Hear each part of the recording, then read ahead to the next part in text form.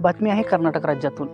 कर्नाटक राज्यातील हुबळी शहरामध्ये एका 21 वर्षीय तरुणीचा 8 ते 9 वेळा चाकूने भोगसून हत्या केल्याची धक्कादायक घटना हुबळी शहरामध्ये घडलेली आहे। एकतर्फी प्रेमातून हा सगळा प्रकार घडल्याची प्राथमिक माहिती आहे। काय आहे संपूर्ण प्रकरण हे जाणून घेण्या अगोदर तुम्ही जर आपल्या चॅनलवर नवीन असाल तर चॅनलला सबस्क्राईब नक्की करा। तर हुबळी शहरामध्ये शिकणाऱ्या नेहा हिरेमठ या 21 वर्षीय तरुणीचा मोहम्मद फयाज या तिच्याच कॉलेजमध्ये शिकणाऱ्या तरुणाने प्रेमाला नकार दिला म्हणून 8 ते 9 वेळा भोगसून खून केल्याची धक्कादायक घटना हुबळी शहरामध्ये घडलेली आहे।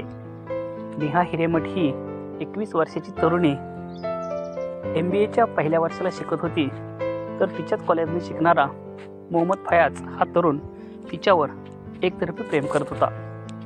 मागील कित्येक दिवसापासून तो तिचा पाठलाग करत होता। आपल्या प्रेमाचं प्रपोजल हे त्याने तिच्या पुढे ठेवलं, परंतु त्या तरुणीनं त्याच्या प्रपोजलला नकार दिला। त्याचाच राग मनात धरून मोहम्मद फयाज या तरुणाने नेहावर 8 ते 9 वेळा चाकूने वार केले आणि त्यातच रक्ताच्या थरोळ्यात पडलेल्या नेहाचा मृत्यू झाला।